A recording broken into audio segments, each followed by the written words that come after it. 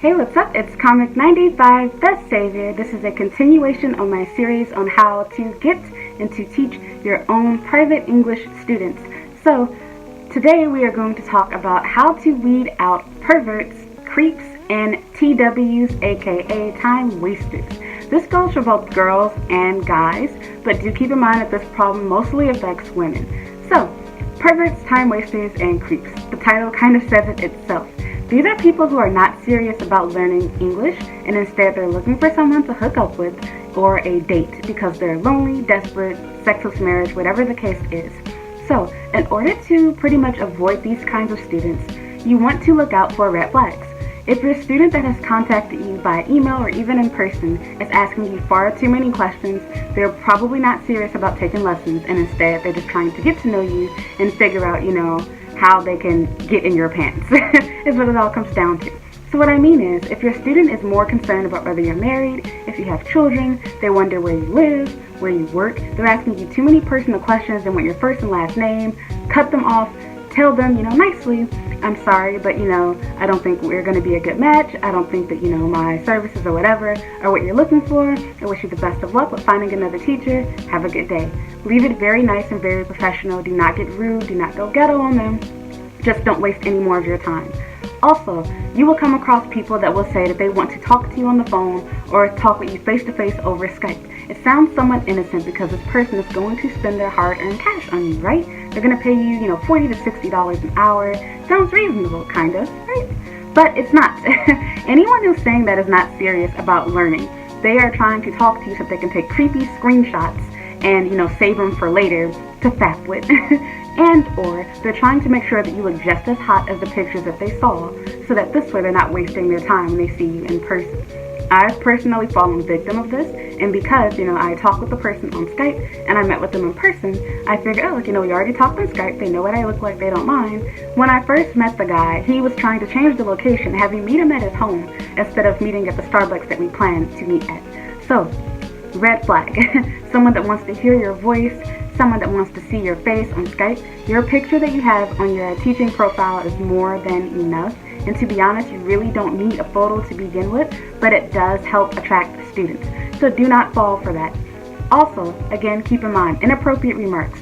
If they're commenting on the fact that you look really sexy, really cute, they like your smile, your hair, whatever the case is, that's inappropriate and something that students do not do. Also, even if your student passes all of these tests and they do none of that stuff, if you notice that when you guys meet, they are starting to act strange, so they're touchy-feely, they want to sit on the same side of the table as you, they're sniffing you, they're just being really, really strange, they're complimenting your, body, your foreignness, and they're really just trying to get to know you, like more than they are trying to learn English, it's probably because they are a time waster and or a creep. Do not fall for people that specify that they want the lesson at their home. Again, it's another, possibility that this person is a pervert or creep unless you are teaching a lesson for a young child. There is no reason why you should be going to this person's home. Also, beyond just, people asking you to teach at their home or commenting on you and or your body, students who are not serious about learning English, they will commonly want to have the English lesson at an inappropriate location. So for example, they might ask you to meet them at an izakaya, they might want to go to a karaoke booth or bar, or once again, the person's home, somewhere that's not, or your home, an inappropriate location. Now before you say, wait, I've done lessons here, I have two legitimate people, but for the most part, you are not going to have people that are being real or legit with you. The only reason why they're going to a fancy restaurant is to impress you. They're trying to wine and dine you. They want to go to an izakaya so you can get drunk and the lesson will be fun in more ways than once. They can go home with you.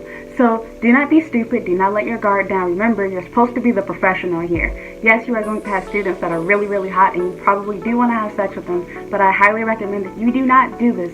It will really ruin your reputation. They can tell other people about you. They can stop you from getting work. They can report you to the website in which you're using to find your students. It looks really bad and it makes all of us teachers look classless.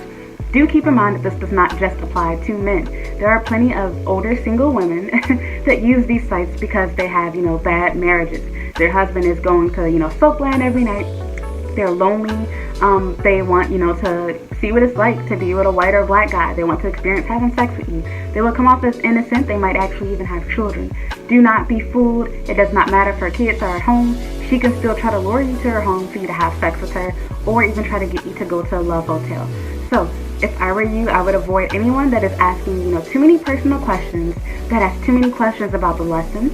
Oh, and anyone that tries to negotiate your price. So we will talk about that in another video, but anyone that's trying to negotiate the lesson fee as well, they're probably not serious, and again, they're trying to get you in their bed. I've personally had students that have asked me if it was okay for them to buy me a nice meal instead of paying me the lesson fee.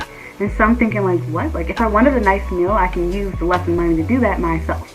So, no. So, anyway, there's a lot of strange stuff out there. Just be very, very careful. There are time wasters, there are creeps, there are perverts, there's everything in between. There's people that will pretend to be Japanese but are really, from Europe or other Asian countries that will act like they don't know English or like they're trying to practice English just so that they can go on a date with you. To them, it is worth it.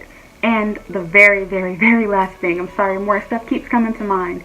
Anyone who is offering to pay you more. This is one thing that people never think about. So you naturally think, oh wow, this person's being really nice. They want to pay me more than what I'm charging. No, they're offering you more money to get a few things out of you. One, they're trying to test and see if they can bribe you with money. If they can bribe you, to go to another location that's nicer and further away, well, because it's nicer, they can get you to go further away. If you're willing to accept more money for something that is not worth more, you are not, I'm sorry to tell you, break it to you, but you are not worth $90 an hour. I'm just being real here. Unless you're teaching a large group of people, there's no reason why a doctor should be paying you $90 an hour. Now you might think, oh, he can afford it. Yeah, he can also afford you, and he's trying to have sex with you.